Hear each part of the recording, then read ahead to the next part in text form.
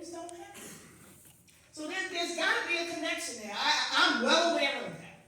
So in as much as I may never know how many times you are there to stop something from happening in the first place, I appreciate that you are there meeting the people where they are to stop them before they make that decision to do something that's going to change their life or even more, end their life.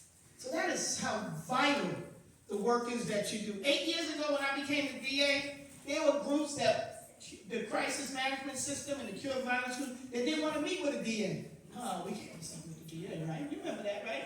No, we can't take a picture with your DA. We like you, but yeah, we can't let nobody know that we know you. But now you know how important it is to have this connection, to have this network. I need you and you need me, because you know what? When people do end up coming to see me, and you know what? People end up coming to see me, right? It's organizations like this that also can say to the DA, I know you got so-and-so, or you got this one, but let me tell you a little bit something about this young man or this young woman. Yeah, they picked up a gun. Yes, they got involved in this or got involved in that, but let me tell you what their story is. That's what this survivors panel is going to be about. To hear about how people end up coming into the criminal justice system or being victimized because of the criminal justice system. You need a DA that understands that. See, I'm not new to this. I'm true to this. It's not like I just sit on 161st Street and say, let me wait things happen. I grew up in Soundview Projects. I'm on my way over there now because they have their family day. And I wouldn't miss them because that's who made me who I am. And that's what helps me be informed as to who you are. When I look out in this audience and look in your faces, I see myself. And when you can see yourself in the work that you do, you know how important it is, because you're going to make sure you do right by you, right? And I'm going to do right by you. So that's why I want you to know that. So it's important to have Guns Down Life Up. I see Moms Demand Action here. I know that Brad and SOS and all the SUV and Release the Grip and all the groups that we have tagged, all of you all are doing such incredible work, and I can't tell you how happy I am to have you as partners in this. You are saving lives. I know the data says that things are bad, and things are bad, but I think that they would be worse if you weren't here. It would be worse if you weren't here. And most importantly, we're losing a generation of our young people to this violence because people are making bad decisions. You don't have to make those decisions. There's hope out there. There's people that support you. And so many times they say, we need this for our young people, we need that for our young people. Like the councilwoman said, they want us to make all these decisions and no young people are in the room when the decisions are being made. Can't have that anymore. I don't believe that anymore. You are the solution. You are the solution. I don't know what you need most, unless you tell me.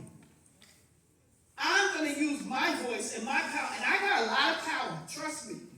Right? I got a lot of discretion. I can make a lot of decisions that change the lives of people in this county every day. But I need to know what the community needs so that I can get it to you, so your life could be better. I know what brings people into the criminal justice system: poverty and mental illness and drug use and violence and bad schools and not having enough resources. Tell me what you need. Let me get it to you so we can make things better. But I can't make those decisions unless you tell me. So that's why in April I had that youth summit, and many of you were there. And of course I got the support of Guns Down Life Up, and so many of you.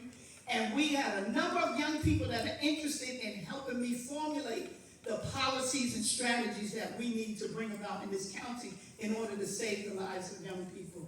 Esai, who's here now, he is leading the charge of our youth council right now. Make sure you reach out to him. They're building that up now. Carlos Suarez is here. You all know him. Carlos is here all the time. This is the work that the DA is doing. And I want to make sure I continue this partnership with all of you because it's invaluable. I love each and every one of you. And I'm talking about the trigger puller. I'm talking about the guys or girls that hang out with them. I'm talking about the girls that's hiding the guns. I don't want to have to prosecute any of you. I want to put all my effort into prevention of the gun violence as opposed to the prosecution of the gun violence. I think we get more bang for our buck when we do it that way than the other way. But know this, that and as much as the prevention is there, and we're going to make those opportunities available for you, some people are just not going to take it. You all know it. And you stand in the gap. People say, why are you going to Guns Down like that? Those kids that are there, they're already good. They're not going to get involved. They're the ones that are interested. You don't need to talk to them. You need to talk to the other ones. I said, no, these are the ambassadors that are going to get to the others. So that's why when you're me in those places where I can't be, to warn them, to let them know that there's a better way. And I applaud you for the work that you've done so far and what you will continue to do. So that prevention is worth the investment. And my colleagues in government are all here able to help in that. Senator Sepulveda, Councilwoman, the Assemblywoman, the governors, Representative Fidel is here all the time. We'll put the money and the resources there. You just tell us where they need to go, which is going to make the difference. But those who don't listen, it's still a chance for them. They're going to come see me. And trust me, you rather do the prevention and stuff than to have to see me. But some of you are going to have to come see me. You're going to make that bad decision. But I'm not going to give up on you even then. I'm going to make opportunities so that you still have a chance. I started that program with the Osborne Society and the Fortune Society for those first-time gun offenders, who I know there's reasons why folks are picking up these guns, and it's not all of them want to be shooters. It's not all of them are killers. They're afraid. People are picking up for self-protection. They've been traumatized. There's a number of reasons. I set up a 12-month program for those individuals to see who they are, how did they get here, what do they need so that they never make that mistake again. You're going to be held accountable for the mistake that you made picking up that gun, because that's still a crime. And the minimum is 3.5 years in state prison. I used to say just send them all to jail. I don't do that anymore. I started this program so not every single one would. And after 12 months of therapy and job training and education and mental health, all of those things, 12 months of that programming, that felony that they plead guilty to is taken away. It's a misdemeanor. They get to go on with the rest of their lives. And eventually, hopefully, that misdemeanor will be removed.